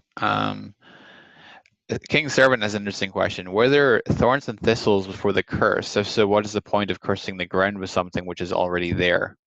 Mm-hmm. Sure. Well, the simple answer to that is to consult the sacred poo stories. Eeyore eats thistles, and so if there weren't thistles on the ground before the curse, then Eeyore would have starved. And I'm being playful there, of course, or maybe some people would say silly, but in any case, the thorns and thistles serve their purpose, but one purpose they don't serve is as human food. And the idea of cursing the ground, as you can find that terminology used elsewhere in the Pentateuch, books of Moses, is that the ground doesn't do what you want it to do. When you work the ground, what you need are things that you can eat. Well, thorns and thistles aren't things that you can eat, and so they function as weeds for you. And in the Encyclopedia Britannica, a weed is any plant that's in a place where you don't want it, and so that's the idea. Mm-hmm. An anonymous attendee asks, can you explain your understanding of Romans 8 verses 20 through 22, please? Sure. Those anticipate the glorification of human beings and how the creation yearns for the glorification of human beings, because that will be the relief of its suffering. This creation is subjected to corruption, as some translations have what corruption. Corruption's a good term. I can't think of what other versions have, but the term there that's used, that's translated corruption, is related to the words that are used in Genesis 6 in the Greek translation, where humans had corrupted their way, and therefore God has decided to corrupt the earth. So the creation is subjected to that by virtue of its inclusion in us. We talked about how the non-human creation is represented by human beings, and so by virtue of that, the creation suffers, and so it wishes to be relieved of that suffering. And soon may the day be. Mm-hmm. So that, in a nutshell, that's. If you want more detail, I could give you more detail, mm-hmm. but John Alaband asks, what do you think of Robert Wiseman's theory that they are literal days, but days of revelation? Right. I don't think that works. I mean, it just doesn't. You have Wiseman argued that. Who's the other fellow? I can't think of his name. Back in the 80s, but Wiseman. This was Donald Wiseman, and it was Donald Wiseman was a premier Assyriologist in London in the middle years of the 20th century. Just died a few years ago. Lovely Christian man. His father, P.J. Wiseman, wrote a book where he articulated some of these ideas, and Donald was very, very faithful to his father's ideas. But the linguistic basis just doesn't work. It's not within the semantic range of the verb asa and so on and so forth. It's not going to function. Right. Paul Garner again asks, why is God sorry that he made both man and woman in the flood account, Genesis 6 verse 7?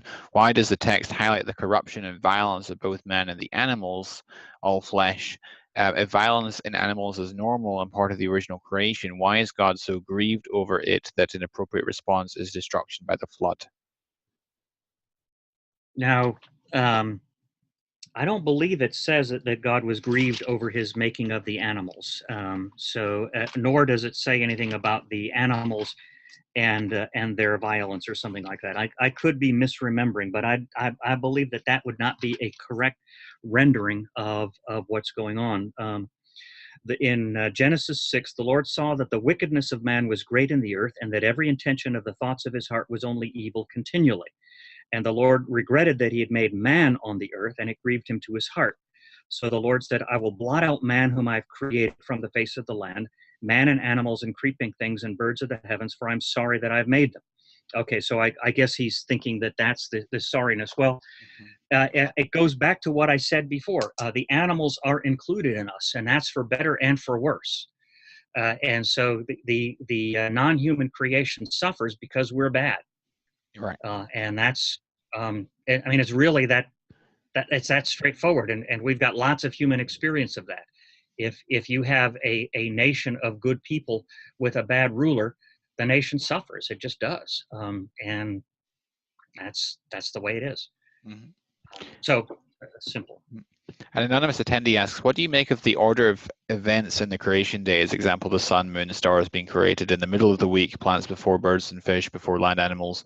The order of events doesn't seem to line up with the standard paradigm. Is the creation week simply not giving us the sequence of events? Do you interpret the events differently, or is the standard paradigm incorrect? Right. Well, first of all, the language for the fourth day doesn't have to be interpreted as the origin of those things.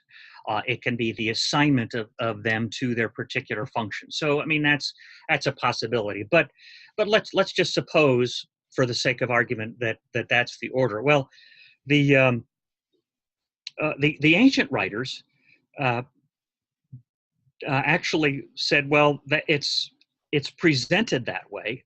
You know, it's not a question of whether it took place that way, but it's presented that way as a way of telling you that you may think that all you need is the sun and the rain to grow the crops, but there's more to it than that. And so that the ancient writers typically found some moral purpose in that order. They didn't think that it was important to worry about whether it was scientifically what actually happened. Two people submitted the same question, so it's probably one I should read. An anonymous attendee asks, if the genealogies in Genesis leave out some generations, what specifically does it mean to say that X begat Y after Z number of years? Does it really make sense to say that after Z number of years, X actually begat A, who some unspecified number of years later begat B, who some unspecified numbers of years later begat C, and so forth, until finally Y was born?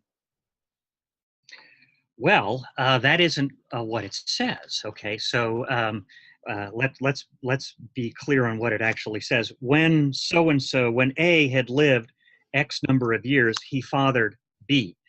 Okay, so it's the age of A when he fathered B. So that's and so that's just telling you that I mean, when you have a 70-year-old man fathering Mahalalel, as you do in Genesis 5 and verse 12. And then after he fathered Mahalalel, he lived another 840 years and had other sons and daughters for a grand total of 910 years. That, it seems to me, it's indicating to you either that these were people of unusual characteristics that you don't see every day, or that there's some symbolism going on. And I think that there's some symbolism going on. Right. Paul Rimmer asks, do you think evolutionary creationism is consistent with the Bible, with the added provision that all animals evolved from a common ancestor over billions of years, but that the first humans are specially created from the dirt somewhere around 10,000 years ago? You can find a way to make it consistent. Yeah. I mean, whether that's the best approach, but yeah. What about when the text in Genesis 1 says, God says, let the earth bring forth living creatures after their kinds? I mean, could that be interpreted in view of some evolutionary narrative? Well, by an evolutionary, yeah, see, and that's the difficulty with the previous question. What do we mean by evolutionary creationism? Right. I mean, there's several things that have to be unpacked there. Do you mean if you mean common descent by purely natural processes, well, there's no reason to commit oneself to that ahead of time. And in fact, there's lots of reasons not to do that. So, I mean, that's one thing. But and so if you're thinking about, well, the evidence is good. The genetic evidence for common descent is reasonable, but I don't know what else might be involved, which is what some definitions of evolution say. Then I'm not really particularly bothered by that. As long as you don't say, as long as you say ahead of time that you don't, you're not excluding various factors, including supernatural ones. The problem with evolutionary creationism, as it's usually understood, is that everything's just purely natural unfolding of things that are built into the creation, and I don't think that one has to be committed to that as a precondition. So and that's usually a precondition rather than an a posteriori conclusion. So that the previous question. So then when you get to the second question, let the earth bring forth. Well, again, I think that it's there to generate a picture in your mind. So I would hesitate to connect it to a scientific theory either way. It's there to generate a picture in your mind of, things sort of popping right out of the earth, as, and C.S. Lewis in The Magician's Nephew has something, that's similarly pictorial. And the interesting question is not, where does it come from, but what kinds of processes are involved? Are they purely natural, and so forth? And I don't have any reason to be committed to a purely natural reading of it from the get-go. Right. So those would be the qualifications I would throw in. How much longer do you want to go? I don't want to keep you beyond what you want. Well, at some point, you or everybody else in the webinar will be tired of this, and I have say another 10 minutes or so, Okay. and then I really should get to my other responsibilities. Okay, great. Take a few more questions then.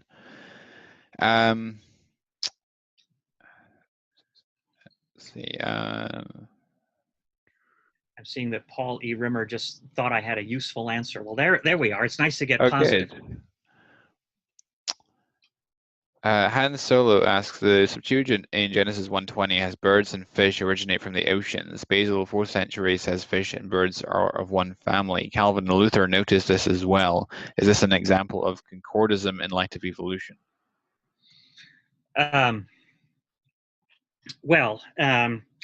It's I think it's just, if the Septuagint renders it that way, then that's simply how they rendered it, and Basil will mostly be doing his exegesis based on the Septuagint. Calvin and Luther were part of a movement to redeploy the Hebrew text, and so most people in the West had used the Latin text prior to Calvin and Luther. So I mean, it would be those kinds of things that would be at work more than concordism. Luther does have a kind of concordism at work in his lectures on Genesis, by the way. I mean, he correlates the firmament and the waters on the other side of the firmament and so forth very extensively with the kind of dominant cosmic picture of the late Middle Ages. Calvin is more sensible, and he says, if you want to learn astronomy, go to the astronomers. That's not what you're going to get from Genesis. He says, I know that the earth is stationary and so forth. However, that's not what Genesis is worried about, and so let's stick with Genesis. Mm-hmm. So, and I think Calvin's manner of approach was a better one. Mm-hmm. Cedric Erzinger asks, once we run out of your material to read, Dr. Collins, who are some other people you recommend reading and watching? Well, keep on buying multiple copies of my books, and I keep writing things. But somebody mentioned, I think it was Han Solo mentioned earlier, the book, the three views of Genesis 1 through 11. That's a good presentation to look at, and also the four views of historical Adam. I contributed to that, but I think the other views are just helpful to see what other people are doing with these things. I did not contribute to the three views of Genesis 1 through 11, so I don't get any royalties from that one. There's a philosophical theologian who teaches in Paris named Lydia Jaeger, She's German, but she's teaching in Paris, and things that she has written are always worth looking at. Whether you agree with everything or not, that's another story. But she is very, very helpful. And so I'm talking about theological writings. If you want to consider other things, there are three views of creation and evolution. It's getting to be an old book now. So I mean, Zondervan in producing the multiple views series, I think is doing something helpful there. So I would recommend those things. Mm-hmm. Sri in India asks, do you think, based on Cain's statement that anyone who saw him might kill him, that polygenism is a possible way to read the account of the creation of man? Lots of people have thought so. And you have to be very careful what you meant by polygenism. In the 19th century, polygenism was meant that the different kinds of human beings are the result either of separate evolutionary developments or of separate creative acts. So that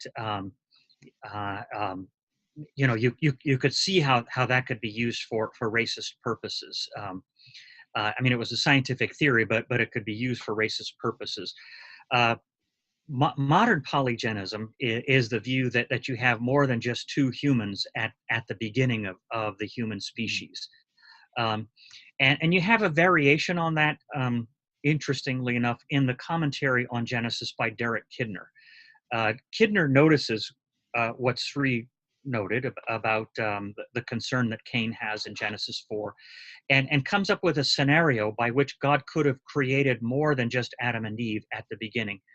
Now, Kidner is very clear that it is a creation event, namely it's a supernatural. It's not a natural bridge from animal to man, and the bestowing of the image involves some kind of supernatural transformation. He's very clear about that, but so he posits a scenario that he says, it's just tentative. I'm just putting it out there, kind of thing. But so if you wanted to go that way, you could, I suppose.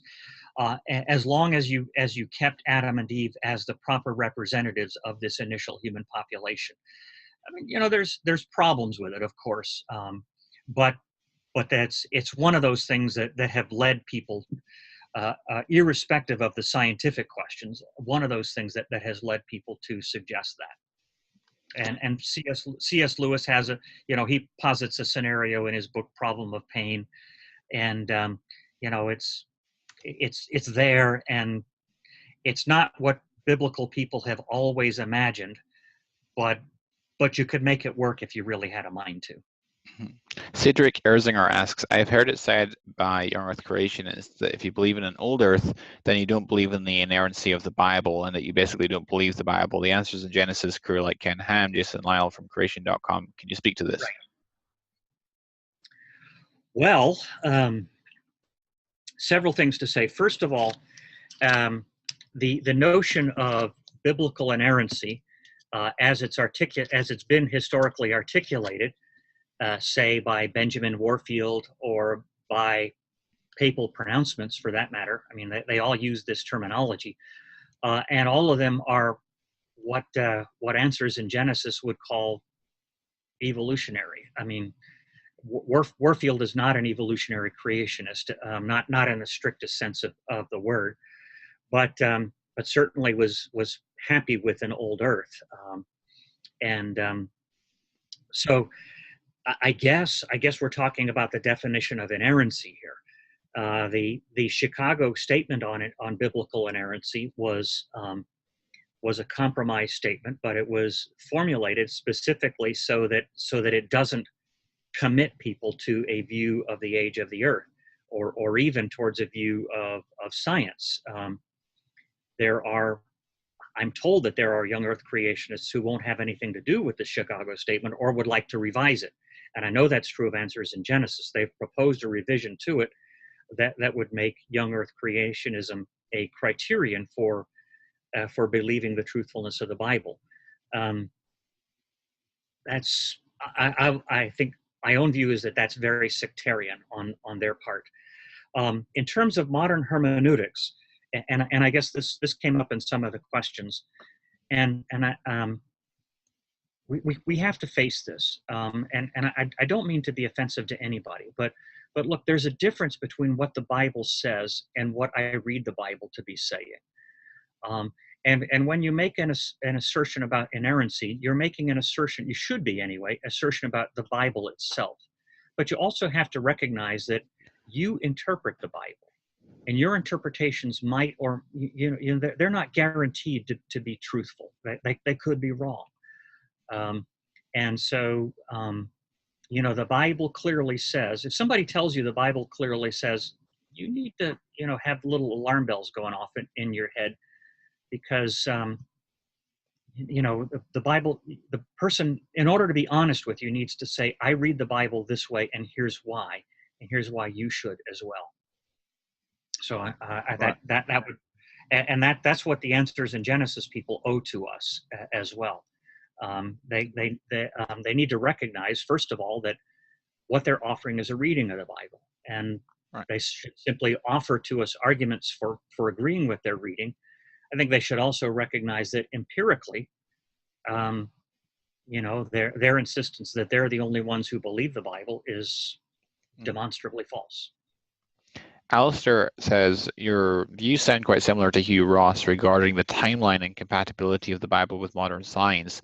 Is there anything that you strongly disagree with him on that he advocates? People like yourself and Hugh Ross, etc., are generally more respected by the scientific community. The young Earth creationists sticking to 6,000 years. Right. Well, as I said earlier, there's a lot of things that Hugh Ross and Fazali Rana and Ken Samples and Jeff Stewart, I mean, all those people, they're all good people, and a lot of things that they do that I really like and find very helpful. If I had a critique of them, which, I mean, this is no secret, I think that at times that they're a little bit literalistic in their reading of the Bible. So, for example, I would not look to the Bible for a scientific theory. I would not turn to a biblical passage on God stretching the heavens and use that as support for cosmic, for the expansion of the heavens after the Big Bang and so forth. I mean, and I wouldn't tie the truthfulness of the Bible to the correctness of the Big Bang theory. I think historically that's got its problems. I've done some study in the origin of how Christians have articulated creation from nothing and so forth. And, so anyway, so there's certain things that I wouldn't do. And basically, I wouldn't go looking for scientific theories in the Bible. What I'd be looking for is a guardian for your good sense. Right. Well, should we wrap up at that point? I'm happy to do that. All right. Well, thank you so much for coming on. It's been a real honor talking to you, and I've certainly learned a lot, and it's been really edifying and educational. Well, God bless you, and God bless all of you who are participating. Thank you very much, and even for you all who decided to get sharp in your comeback, that's just fine. I hope that you received everything in the same spirit of good humor in which it was offered. Well, thank you so much, and have a great rest of your weekend. Blessings to you all. Right. Take care. Bye.